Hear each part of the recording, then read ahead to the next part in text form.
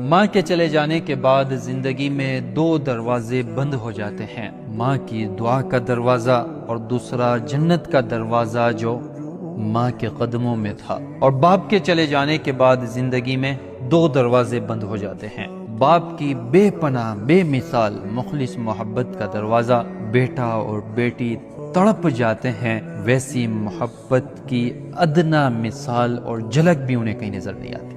اور دوسرا باپ کی ڈانٹ ڈپٹ میں اصلاح، تربیت، رہبری اور گائیڈنس کا دروازہ۔ باپ کے چلے جانے کے بعد احساس ہوتا ہے میرے باپ کی ہر بات سچی تھی اور میرا باپ دنیا کا سب سے سچا انسان تھا۔